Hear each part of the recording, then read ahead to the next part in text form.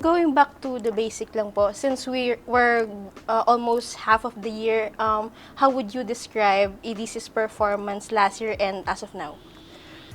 Medyo hindi naman night hindi, pero malaking difference, no? Kasi last year, we were working on drilling as many wells as we can to make sure that we drill the wells that we committed, no, to the government. And we were very successful, no? In fact, last year, we started the year with only one operating rig. And then, the target then was to drill, I think, 18 wells. But ultimately, we said, no, we have to make sure that we drill as much as we can. We ended up drilling 24 wells with 7 rigs. So, historically in EDC, at least since the time that First Gen bought it from the government, that's the most that we drilled in a year. And 7 drilling rigs is the most that we've operated simultaneously in a year. So, lots of focus on those. And marami ring impact in terms of cost-wise. No? Cost-wise, syempre, it increased our OPEX. Kaya if you look at last year, our RNIA was down. The year before, it was 14 billion. It was 9 billion last year. But at least around 2 billion of that is because we had to spend a lot more on OPEX because of the drilling, of our drilling program. This year naman, the focus is to make sure that we bear the fruit, or we already benefit from the wells that we drilled. So far, we're happy with what we're seeing. We're above target in terms of megawatts that we've been able to get out of the wells that we drilled, at least at this part of the year. And then by the end of the year, we're hoping that we would really be exceeding our targets. So yun yung major difference ng dalawa. Yung isa parang preparatory yung last year for harvesting this year naman. Sir, during First Gen's annual stockholders meeting, it was mentioned that the company has allocated a capex of $601 million, and most of this is allocated for geothermal activities. For context, sir, can you give us how does geothermal works, and is it right that it's called the king of renewable energy since it's base load? And can you describe the huge risk that this entails? Okay. How long do you have? You have the whole day. I'm not, 600 million is mga 30 billion siguro. Tama ba yung calculation ko? Siguro mga 30 billion pesos. 66, mga around 30 billion. I think that's just about right. Yung drilling program namin, we're looking at around 30 billion for the drilling program alone. That was for the 40 well target that we set until 2026. And then on top of that, we have growth projects totaling around 83 megawatts. Again, totaling siguro mga 25 billion or so. So yun yung investments that we're spending our capital on. Totoo, no? Maybe not king, but usually we say the holy grail ng RE yung geothermal, no? So why do I say that? Why do we say that?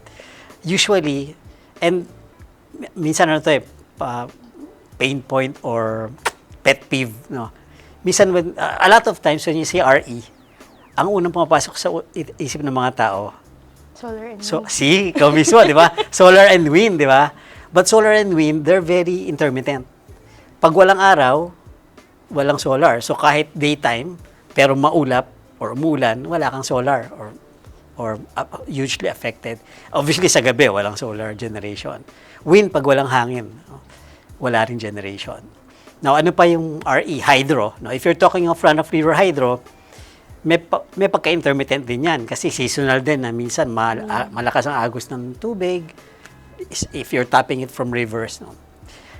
But what's different with geothermal? Geothermal, for as long as you've already been able to drill the well and it's already producing, then it's 24/7.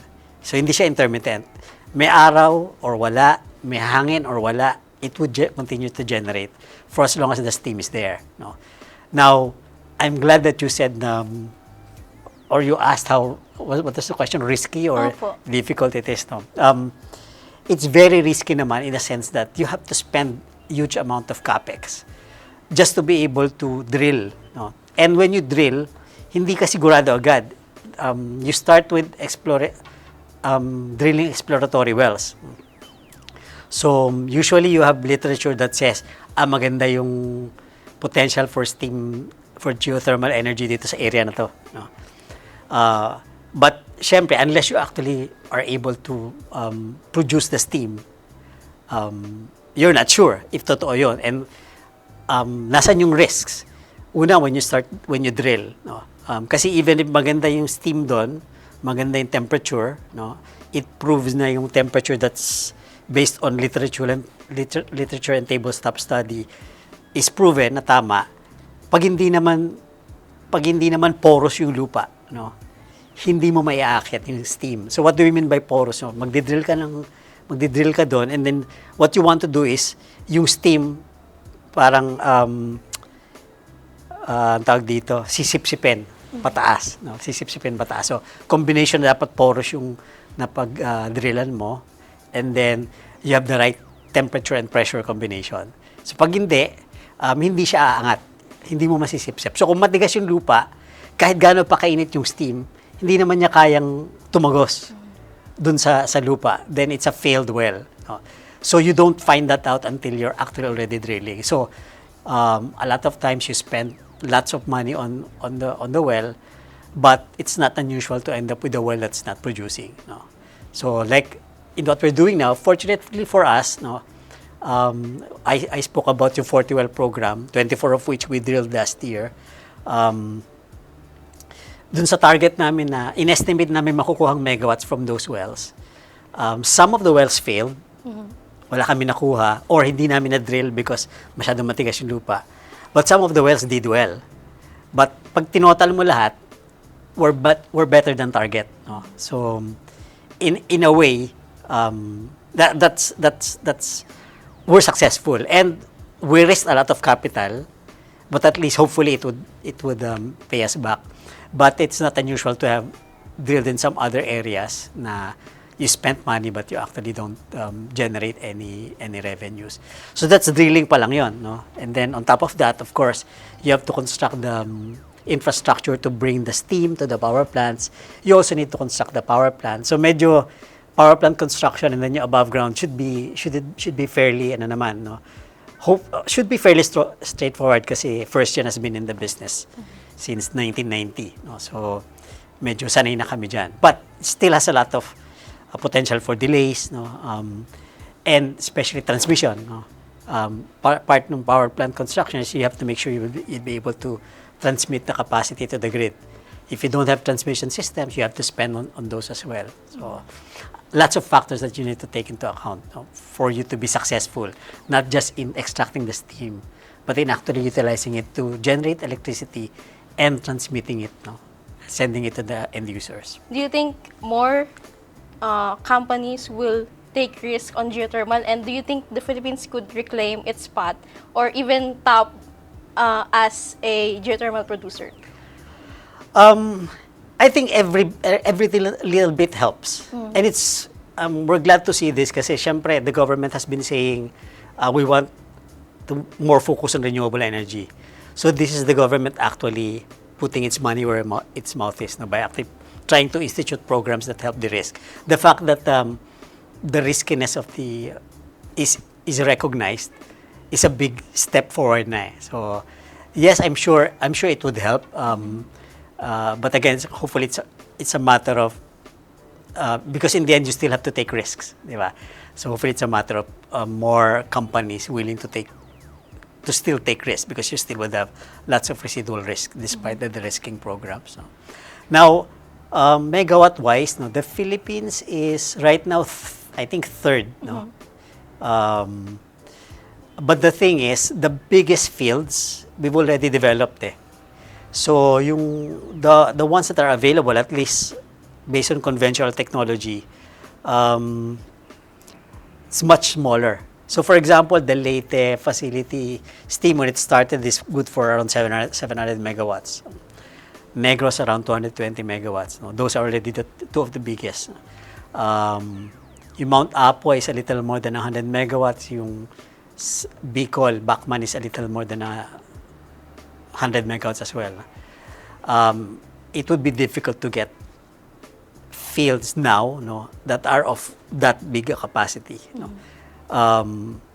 The next greenfield project that we're working on is Amacan in Mindanao, but we're only looking at around 70 megawatts at least initially. Maybe we can push it to more than 100, but it's not going to be in the 200 to 700 megawatt range, no, that we have for Negros and Leyte.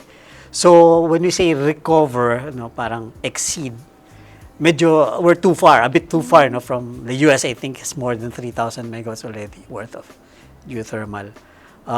But maybe depending on if there are advances in technology that would enable us to extract more from yung mga lower temperature steam, no, yung mga lower enthalpy, baka no, we can generate more on top of conventional. Sir, so far since there has been many developments in EDC, meron na po bang mga companies that looking to join EDC or mga nanliligaw sa EDC? Or buying shares in EDC? Well, they can't buy shares anymore, no, kasi we're not listed. But yeah, there are lots of companies interested in not just working with EDC, providing their services, but also if they can partner with us, or if we can partner with them for their own mga RE targets. No? So we're always open to that, and we don't close our doors to any such opportunities. But yes, no, both here and abroad. Since EDC is celebrating its 50th anniversary next year, congrats, sir. What are your plans and preparations? Well, ngayon, last year we were focusing on drilling. This year, as I said at the start, we're focusing on reaping, no, the benefits, harvesting, no, from the drilling. So we're hoping that first yung 83 megawatts of local geothermal projects that we've been working on for the past 2-3 years, finally all get into commercial operation this year. And then the battery projects, hopefully they get to commercial operation this year as well. So that's 40 megawatt hours. No? So 83 megawatts additional capacity of geothermal, 40 megawatt hours additional capacity of batteries. So para we have more kilowatt hours to celebrate next year.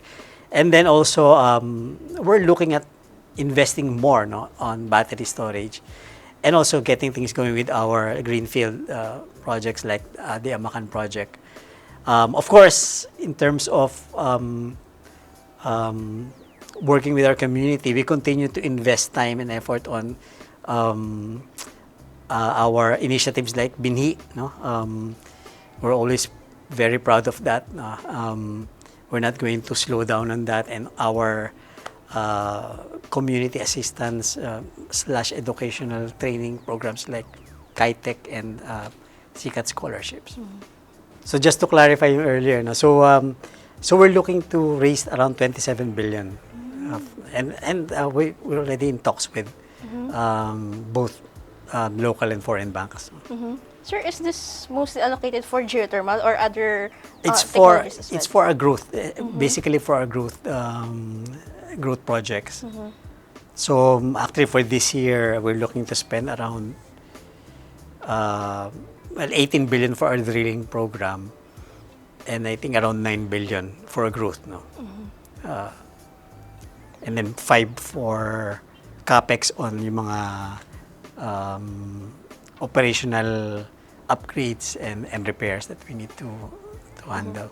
Sir, since you're about to reap the benefits of your drilling, so are you expecting bottom line wise, are you optimistic for higher income this year?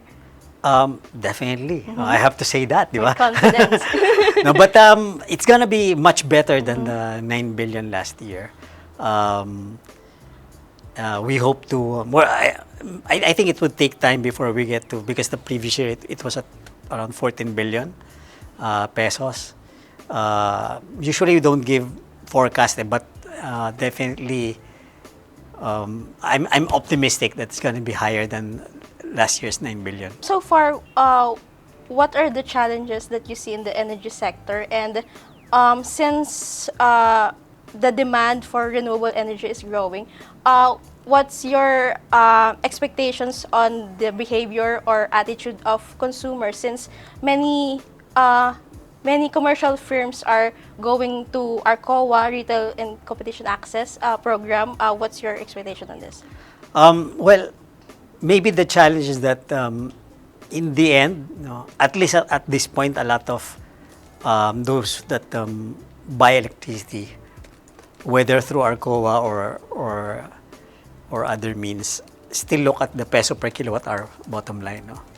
And maybe if you ask me, and if you're asking me about the challenge, I always look at it from the energy trilemma standpoint. I've always been talking about this in the past. So you're talking about energy security, energy sustainability, and energy affordability. So it always has to be a balance of the three. No?